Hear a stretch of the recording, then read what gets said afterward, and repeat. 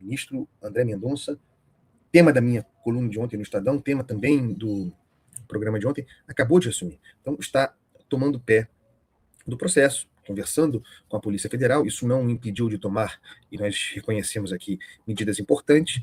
Por exemplo, baixou o grau de sigilo no processo, abriu para a Polícia Federal, Dias Toffoli, criar a quantidade notável de dificuldades para a investigação, para a perícia, para a apuração da Polícia Federal.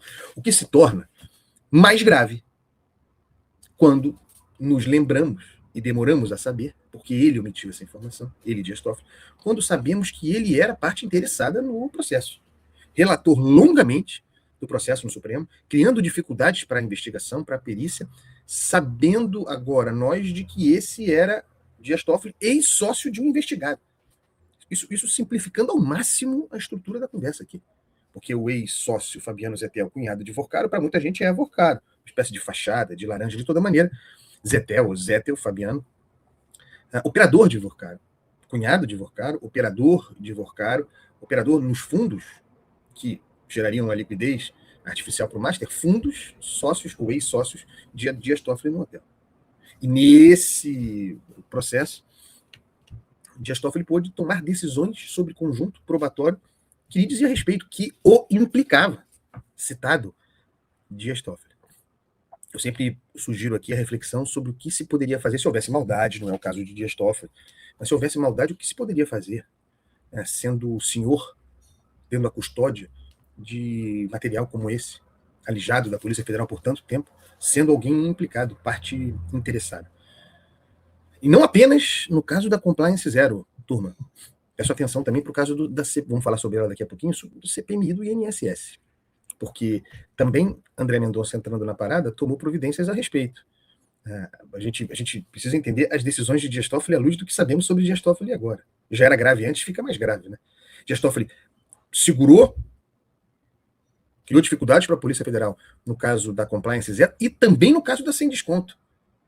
Decisão de André Mendonça, recente, sobre a CPMI do INSS, ou a pedido da CPMI do INSS, reverte decisão de Dias Toffoli, que em outra frente, no caso da Sem Desconto, determinara que a custódia das provas, do material, das informações, havidas, celulares, documentos, tudo deveria ficar sob a gestão da presidência do Senado. Do presidente do Senado, Davi Alcolumbre. Olha as dificuldades em todas as frentes que dizem respeito ao Master. Nesse caso, documentos relativos a Daniel Vorcaro, celular de Vorcaro, na Compliance Zero, no Supremo, deixou consigo, depois sob pressão, dizem que recuou nada, supressão, Polícia, Ministério Público Federal, depois os peritos que podem trabalhar, isso no caso da Compliance Zero.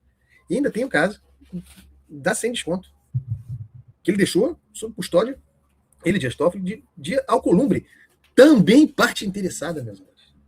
Também parte interessada. Davi Alcolumbre. Ou não?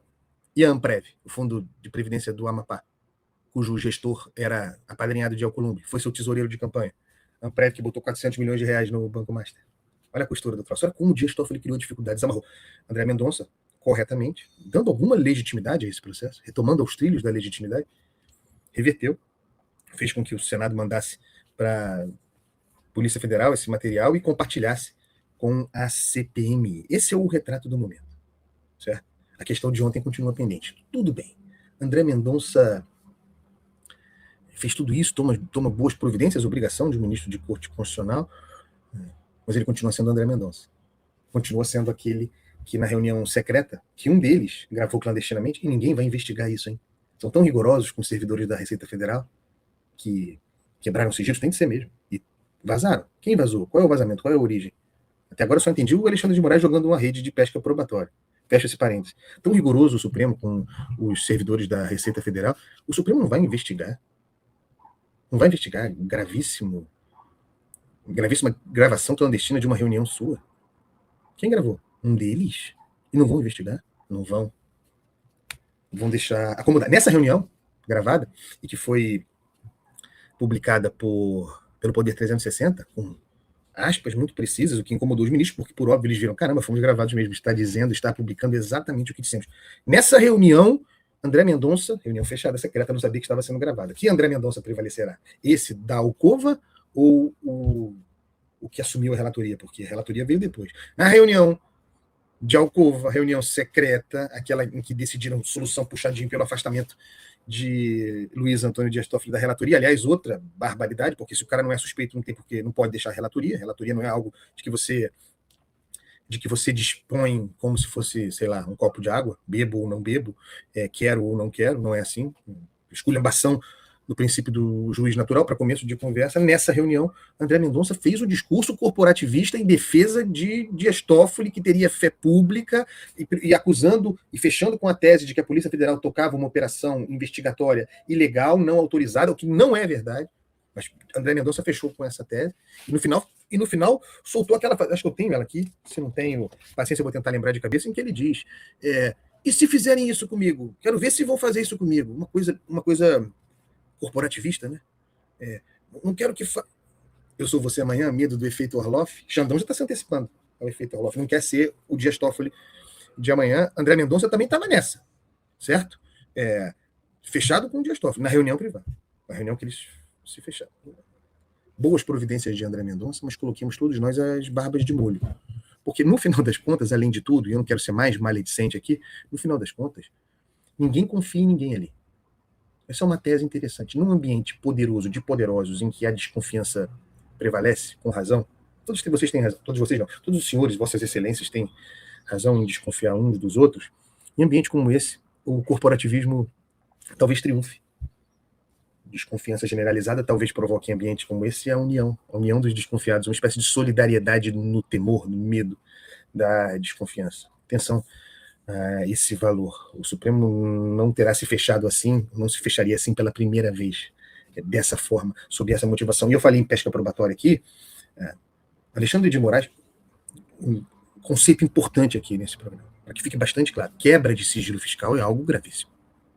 Vazamento de informações fiscais é algo gravíssimo. Então, há a informação de que houve quebra de sigilo. Não há, até agora, identificado a origem desses supostos vazamentos. E são coisas diferentes. A quebra de sigilo e o vazamento de informações, certo? O que há é que, enquanto ainda se toca um processo investigativo, do qual se pode extrair falsos positivos, sobre o que seria a quebra de sigilos por servidores do INSS, enquanto se rola, enquanto a coisa caminha, enquanto não há nenhuma conclusão, no entanto, já temos servidores da Receita afastados e com tornozeleira eletrônica, com os nomes expostos. Um processo sigiloso, no entanto, com a transparência conforme os interesses de Alexandre de Moraes. O que eu entendo, já disse aqui, como um movimento intimidatório.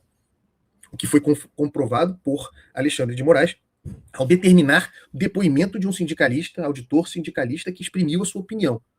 Foi depor como investigado porque deu uma opinião que Alexandre de Moraes confirmaria depois, de que seria mais fácil fiscalizar membros do PCC do que altas autoridades brasileiras. O cara disse isso e, na sequência, Alexandre de Moraes confirmou essa tese.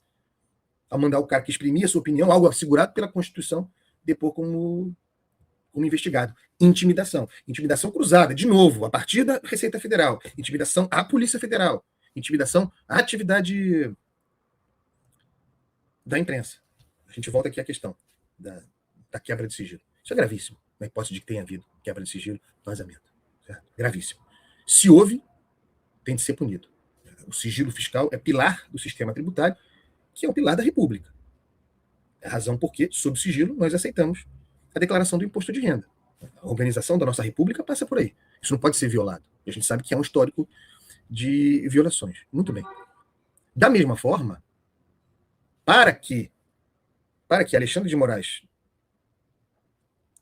tenha ordenado a varredura sobre eventuais quebras de sigilo, a sociedade deve exigir um fato. Qual é o fato? Qual foi o vazamento? Onde está o vazamento? Houve quebra de sigilo? Dessa quebra de sigilo, houve vazamento? Qual é o fato determinado que justificaria, e não justifica, porque aí, sob o inquérito xandônico infinito, nunca terminado e aberto, as pessoas falam, André, o inquérito do Alexandre de Moraes está demorando muito para acabar. Não, o problema está na origem. Ele dura muito, já há quase 7 anos, a fazer agora em março, porque a sua origem é viciada, e eu fico muito à vontade, porque tem registros de artigos meus lá atrás, em 2019, apontando os problemas estruturais na origem desse inquérito. É o Alexandre de Moraes, nesse inquérito em que tudo cabe, de moral elástica. O inquérito Chandoni tem a moral elástica, tudo cabe nele, tudo vai cabendo. Resolveu, dentro desse inquérito, de ofício, abrir uma investigação sobre essas quebras de sigilo. E assim foi. Ele vítima, não é isso? Olha isso, ele vítima. Ele, sua família, sua mulher, vítima. E ainda assim, é comigo mesmo. Investigados, pessoas que não têm foro por prerrogativa de função, deveria ser primeira instância, é comigo mesmo. Vítima, investigador, acusador, juiz, e tem muita gente tratando isso como novidade. Isso aconteceu várias vezes no curso do processo, no curso desse inquérito, nas suas múltiplas formas, nos seus múltiplos focos.